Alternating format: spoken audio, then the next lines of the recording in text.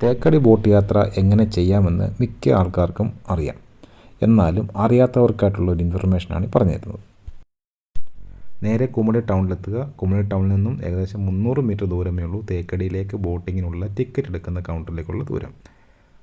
അവിടെ വന്നു കഴിഞ്ഞാൽ വാഹനം പാർക്കിങ്ങുള്ള ഏരിയ ഉണ്ട്. പിന്നെ നേരെ ചെല്ലേണ്ടത് ടിക്കറ്റ് കൗണ്ടറിലേക്കാണ്. ടിക്കറ്റ് എടുക്കുന്നതിന് മുമ്പായിട്ട് പ്രത്യേകം ശ്രദ്ധിക്കേണ്ടത് അവിടെ ഗൂഗിൾ പേയും കാർഡ് പേയ്മെൻറ്റും മാത്രമേ ഡയറക്റ്റ് ചെയ്യാൻ പറ്റത്തുള്ളൂ. അല്ലെങ്കിൽ നമ്മൾ മുന്നേ കൂട്ടി ഓൺലൈനായിട്ട് നമ്മൾ ബുക്ക് ചെയ്യണം.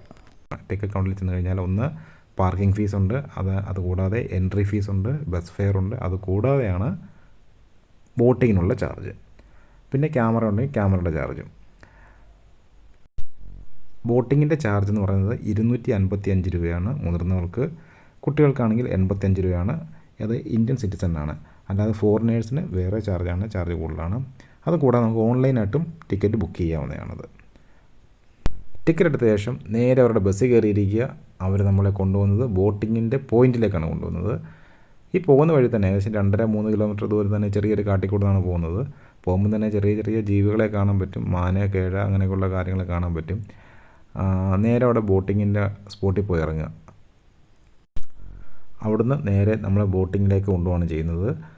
പിന്നീട് ബോട്ടിങ് കഴിഞ്ഞ് കയറി വന്നിട്ട് അവിടെ ഫോറസ്റ്റ് ഡിപ്പാർട്ട്മെൻറ്റിൻ്റെ കുറച്ച് പ്രൊഡക്റ്റുകൾ അവിടെ വിൽക്കുന്നുണ്ട്. അത് ജാക്കറ്റുണ്ട്, ടീഷർട്ടുണ്ട്, പിന്നെ ക്യാപ്പ്, അതുപോലെ തന്നെ വനവിഭവങ്ങൾ വിൽക്കുന്നുണ്ട്. നമുക്ക് പൈസ വലിയ വിലയില്ല, എന്നാലും കുഴപ്പമില്ല, നല്ല പ്രൊഡക്റ്റുകളാണ്. ആവശ്യമുള്ളവർക്ക് അത് വാങ്ങിക്കാം. പിന്നെ അവിടുത്തെ കുറേ കാഴ്ചകളൊക്കെ ഉണ്ട്, അത് കണ്ട് ആസ്വദിച്ചിട്ട് നിൽക്കുക. അതുകൂടാതെ തന്നെ അവരുടെ തന്നെ ഒരു പാക്കേജുണ്ട്, ഫോറസ്റ്റ് ഡിപ്പാർട്ട്മെൻറ്റിൻ്റെ പാക്കേജുണ്ട്. Per head വെച്ചിട്ടാണത്.